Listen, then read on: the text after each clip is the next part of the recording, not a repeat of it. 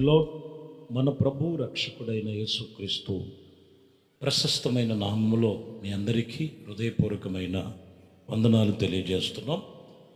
పరిశుద్ధ గ్రంథముల నుంచి కొన్ని విషయాలు మనము ధ్యానించుకుందాం. యెషయా గ్రంథం 51వ అధ్యాయము 2వ వచనాన్ని చదువుతున్నాం. మీ తండ్రి అయిన అబ్రహాము సంగతి ఆలోచించుడి, మిమ్మల్ని కనినటువంటి శారాను ఆలోచించుడి.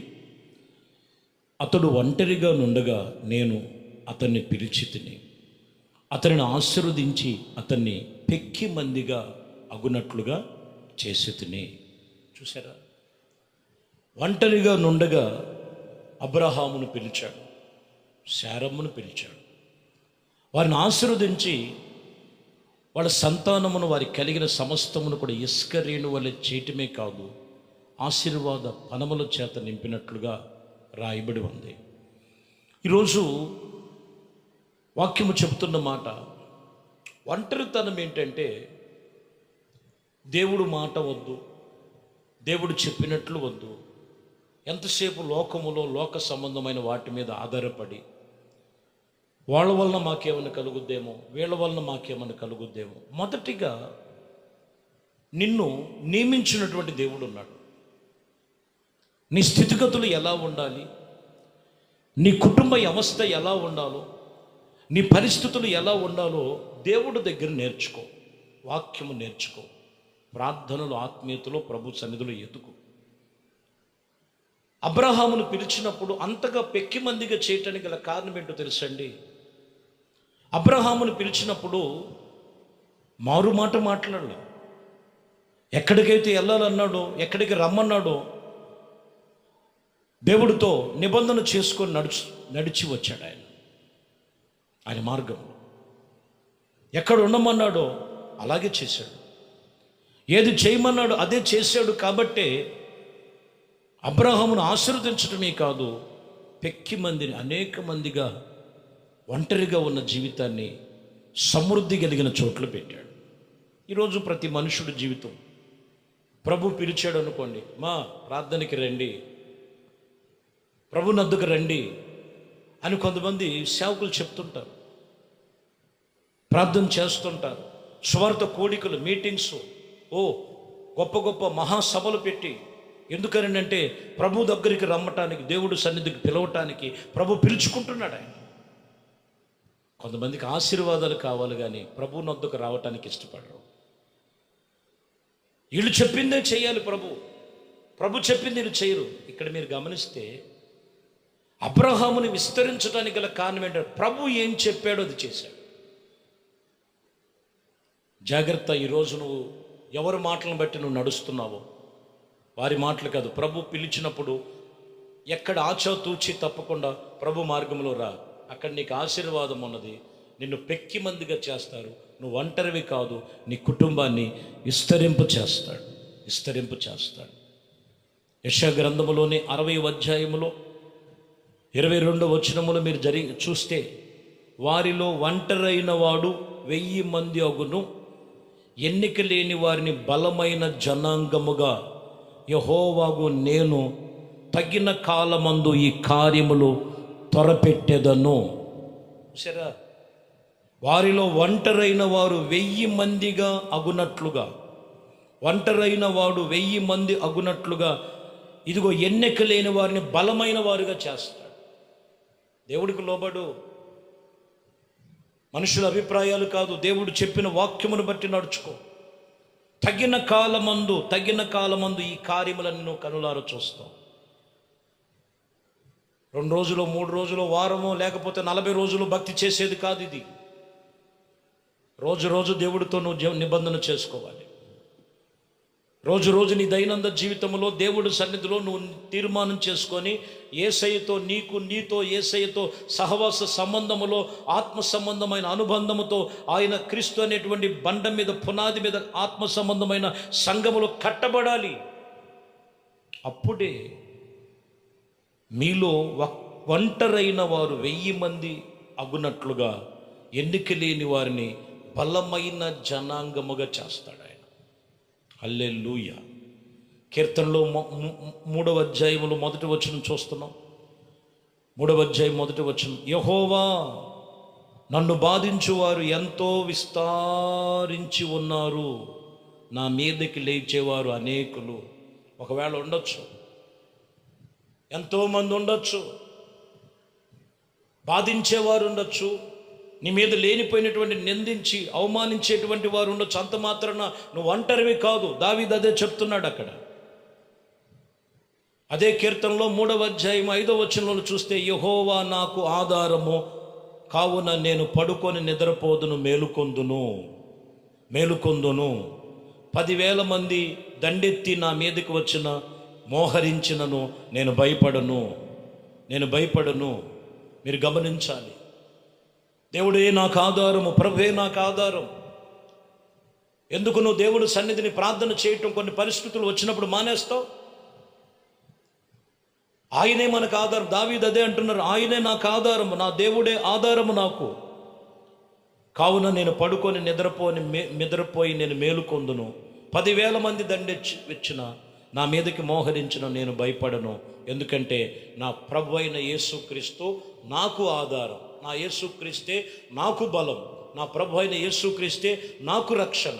నా ప్రభు అయిన యేసుక్రీస్తే నాకు విమోచన. దేనికి భయపడను. అదే చెబుతున్న మాటలు ఈరోజు మనం గమనించాలి. ప్రియమైన దేవుని బిడ్డలారా, ఏ విషయంలో కొరత లేకుండా దేవుడు సమృద్ధిగా ఇస్తున్నటువంటి విషయంలో మనం దేవుని సన్నిధిలో ఆయన మీదే మనం ఆధారపడాలి, ఆయన మీదే.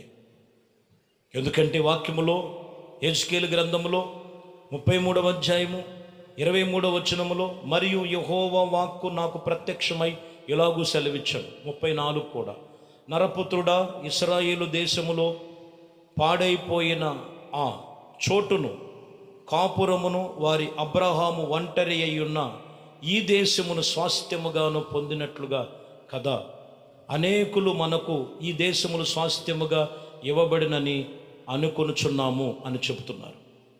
ఇక్కడ ఏమై ఉన్నదంట, పాడైపోయినటువంటి దేశం, పాడైపోయినటువంటి పరిస్థితులు, ఒంటరిగా ఉన్నటువంటి అబ్రహాము జీవితంలో దేశాన్ని ప్రభువే స్వాస్థ్యముగా పొందినట్లుగా అనుకున్నటువంటి విషయమును మీరు జ్ఞాపకము చేసుకోండి. అనేకమైనటువంటి మనకు ఈ దేశమును స్వాస్థ్యముగా ఇచ్చుచున్నాడు ఆయన, సమృద్ధిగా ఇస్తాడు ఆయన.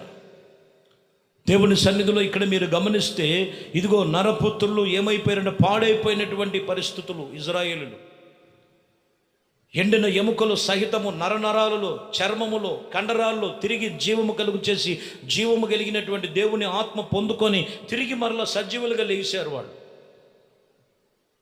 పాడైపోయిన వారిని లేపుతాడు ఆయన, పాడైపోయినటువంటి జీవితాన్ని కడతాడు. ఒంటరులు కాదు, నీకు స్వాస్థ్యమునిస్తున్నాడు, స్వాస్థ్యముగా దేవుడు నీకు అనుగ్రహిస్తున్నాడు. అందుకని అక్కడ అంటున్న మాటలు, అబ్రహాము ప్రస్తావన హెబ్రీలకు రాసిన పత్రికలు 11వ అధ్యాయములు 10వ వచనములో, ఏలయనగా దేవుడు దేనికి శిల్పి అయి నిర్మాణకుడై ఉన్నాడో ఆ పునాది కలిగిన పట్టణము కొరకు అబ్రహాము ఎలాగా ఎదురు చూశాడో మనము అలాగున మనము దేవుని సన్నిధిలో ఎదురు చూడాలి. ఇక్కడ లోకములో కాదు, ప్రభు వైపే మన పునాది కలిగిన పట్టణము మన దేవుని రాజ్యములో ఉన్నది.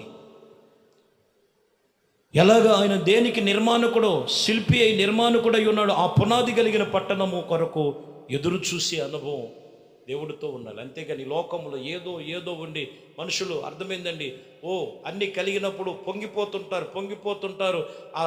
ఆ పొంగు కాస్త అణిగిపోయినప్పుడు చల్లారిపోయి మాకెవరు లేరని చెప్పి సమ్మగిలిపోయి సతికిలి పడిపోయి కృంగిపోయినటువంటి అనుభవాలుగా వచ్చేస్తారు. జాగ్రత్త. ఈ లోకములో దేని మీద కాదు, దేవుడి మీదే. దేనికి శిల్పి అయి నిర్మాణకుడై ఉన్నాడు, ఆ సృష్టికర్త అయినటువంటి దేవుని సన్నిధిలో మనము ఆయన కొరకు మనం ఎదురు చూడాలి. అందుకనే పౌలు 10వ అధ్యాయంలో 34లో, ఇదిగో ఆయన ఖైదీగా ఉండి కూడా ఆయన అంటున్న మాట, ఏలయనగా మీరు ఖైదీలై ఉన్న వారిలో కరుణించి మీకు మరి శ్రేష్టమైనదై సిద్ధపరచబడి ఉన్నది, సిద్ధమై ఉన్నది స్వాస్థ్యమందు ఎరిగి మీ ఆస్తి ఇదిగో దేవుని సన్నిధిలో కొలుస్తున్నటువంటి వాటి యొక్క ప్రకారము సంతోషముగా ఒప్పుకొనిది అని రాయబడింది. సిద్ధపరిచాడు దేవుడు. సిద్ధమైనటువంటిది, స్వాస్థ్యమైనది మనం ఎరగాలి.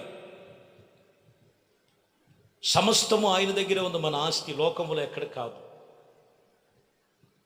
నువ్వు చేస్తున్న భక్తి, నువ్వు చేస్తున్న విశ్వాసం, నువ్వు చేస్తున్నటువంటి యేసుక్రీస్తు నిరీక్షణ ఎంత పరిపూర్ణమైనటువంటి భక్తి కలిగి ఉంటావో దానికి ప్రకారముగా వాని క్రియలు చొప్పున వానికి జీతం, ప్రతిఫలం ప్రభునొద్ద ఉంది. ఆస్తి దేనికి మనము పిలిచాడో, దేనికి శిల్పి అయి నిర్మాణకుడై ఉన్నాడు, ఆ పునాది కలిగిన పట్టణం కొరకు మనము ఎదురు చూసేవారమై ఉండాలని లేఖనాలు తెలియజేస్తున్నాయి. కాబట్టి ప్రియమైన దేవుని బిడ్డలారా, ఈరోజు వాక్యం చెప్తున్న మాట, రాయబడిన మాట, దేవుడు నిన్ను పిలిచేది ఎందుకంటే అనేక మందిని చేయటానికి, అనేకముగా నువ్వు గొప్ప చేయటానికి, అనేకముగా ఆశీర్వదించబడటానికి, అనేక మందికి నువ్వు మాదిరిగా ఉండటానికి, అనేక మంది మధ్యలో నీకు ఇచ్చినటువంటి స్వాస్థ్యము నువ్వు అనుభవించటానికి దేవుని కొరకు సిద్ధపాటు కలిగి ఉండు. ప్రభు కొరకు తీర్మానించే ప్రతి విషయంలో ప్రభు నిన్ను ఆశీర్వదించి దీవించి ఆత్మ సంబంధమైనటువంటి శ్రేష్టమైన దీవెలతో నిన్ను నింపి నడిపించునుగాక. ఆమేన్. ప్రార్థన చేద్దాం. మహాపరిశుద్ధుడా, ప్రేమ స్వరూపి, దయగలిగిన మా ప్రభువా, మీ శ్రేష్టమైన అతి పరిశుద్ధ నామమును బట్టి మీకు వందనాలు. ఇదిగోనైనా అబ్రహామును, శారమ్మను ఒకసారి మీరు చూడండి. వారు ఒంటరిగా ఉన్నప్పుడు నేను వారిని పిలిచాను, వారిని ఆశీర్వదించాను, పెక్కి మందిగా నేను చేశానంటున్నాను. ప్రభా, ఈ వాక్యం వింటున్న మీ బిడ్డలు ఏ కొరతతో ఉన్నారు, ఏ బలహీనతతో ఉన్నారు, ఏ లోపముతో ఉన్నారు, ఎటువంటి ఇంకా శాపం అనే కాడి వారి మీద ఉన్నదో యేసు క్రీస్తు నామములో వాటిని విరిచి వారిలో ఉన్న వ్యతిరేకతను తొలగించి మీ సన్నిధానములో మీ కొరకు ఎదురు చూసేవారే, మీరు చెప్పిన మార్గములు నడుచుకునేవారే, మీరు చెబుతున్నటువంటి ఆత్మ సంబంధమైన విషయంలో జాగరూకులై నడుచుకున్నటకు మీ కృప దయచేయమని సమస్తమును మీ చేతులకు అప్పగిస్తూ ఘనత, మహిమ, ప్రభావాలు మీకే పొందుకోమని నజరేయుడైన యేసుక్రీస్తు నామములో ప్రార్థించి వేడుకొనుచున్నాము తండ్రి. ఆమేన్.